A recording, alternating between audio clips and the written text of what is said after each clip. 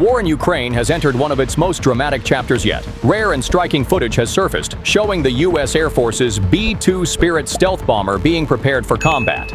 This aircraft, known as the most advanced strategic bomber in the world, is now at the center of global attention. Its deployment could mark a historic escalation in the conflict, one that may reshape the balance of power across Eastern Europe. According to emerging reports, B-2 Spirits have been flown into Ukrainian airspace to conduct precision strikes against Russian command centers near the border. The footage is telling. Ground crews carefully loading precision-guided bombs onto the aircraft, the Spirit taxiing across the runway and then lifting into the night sky on a mission of unprecedented weight.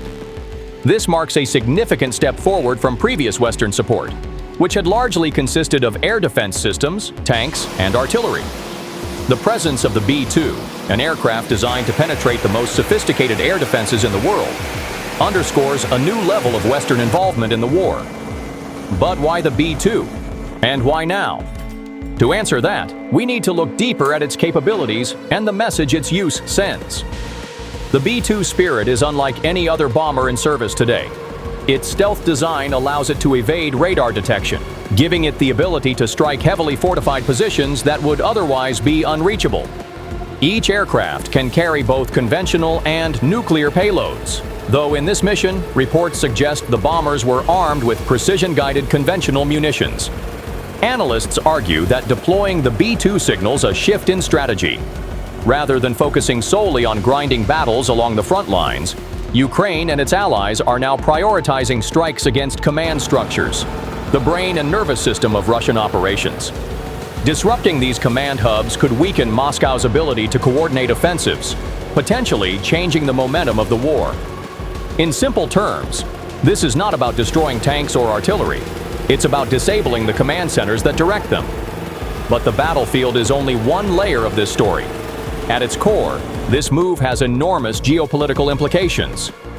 The B-2 Spirit's deployment goes beyond tactical value. It represents a bold statement by the United States and NATO. For months, Western nations have debated how far they should go in supporting Ukraine.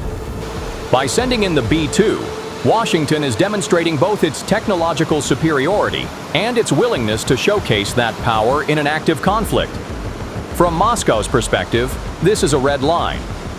Russian officials have long warned that increased Western involvement could be seen as direct participation in the war. By striking command centers near the border, the U.S. risks provoking a stronger Russian response, whether militarily, diplomatically, or through hybrid tactics, such as cyber attacks and energy pressure on Europe. The global community is now split. Some see this as a necessary step to prevent Russia from tightening its grip on Ukraine, while others fear it may spark wider escalation between NATO and Moscow. So what comes next? The future remains uncertain, but a few scenarios are already emerging. First, if the B-2 strikes succeed in dismantling Russian command infrastructure, Ukraine may gain a critical window to push forward on the battlefield. Second, Russia could escalate in retaliation, possibly launching larger missile strikes, expanding the war into new regions, or intensifying cyber operations against NATO states. Third, there is always the slim chance that such decisive strikes could push both sides toward negotiation. Though most analysts agree that for now, neither Moscow nor Kyiv shows signs of compromise. What is clear is this: the B-2's presence has raised the stakes dramatically. It is not just another weapon on the battlefield. It is a symbol of how far this war has come and how dangerous it could become. As the silent shadow of the B-2 Spirit flies over Ukraine, the world watches with unease. Will this mark a turning point toward resolution, or will it ignite an even more dangerous chapter in the conflict? For now, the skies over Eastern Europe remain tense and the future remains uncertain.